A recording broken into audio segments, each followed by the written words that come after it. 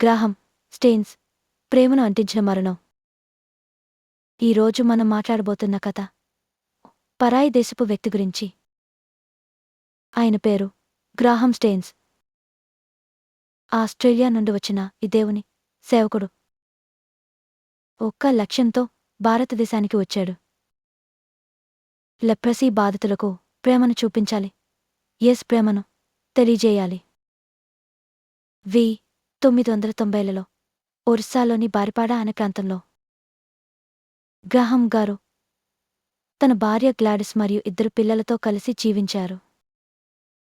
అవును, రోజంతా కుష్ఠువ్యాధి ఉన్నవారిని తుడిచి వాళ్ల గాయాల్ని శుభ్రం చేసి వాక్యంతో వారికి ధైర్యం చెప్పేవారు.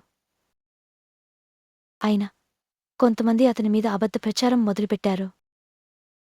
వాడు మతం మారుస్తున్నాడంట, వాడు విదేశీ ఏజెంట్ అంతా.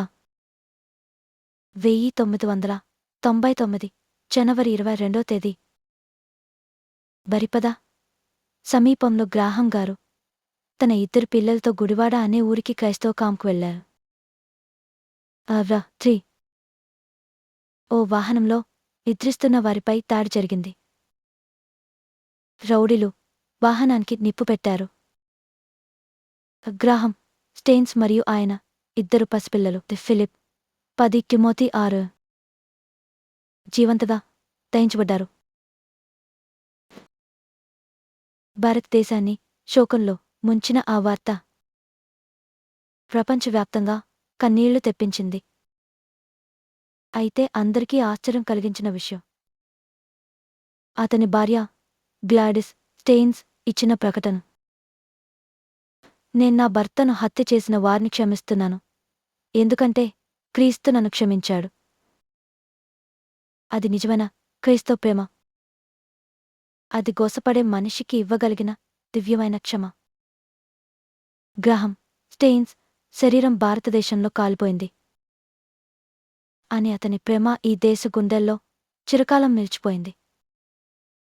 మన జీవితంలో ఏదైనా త్యాగం ఉంటే అది దేవుని చేతుల్లో మహిమాన్వితంగా మారుతుంది. ప్రేమను చూపడం, క్షమించడం, సేవ చేయడం, ఈ 3 ద్వారా మాత్రమే మన నిజమైన క్రైస్తవులమవుతాం. ఈ కథ మీ గుండెను తాకిందా? ఇంకా ఇలాంటి నిజమైన మిషనరీ జీవితాల కోసం సబ్స్క్రైబ్ చేయండి, లైక్ చేయండి, కామెంట్ చేయండి, షేర్ చేయండి. దేవుని ప్రేమను పంచే ఈ ప్రయాణంలో మీరు భాగస్వాములవ్వండి.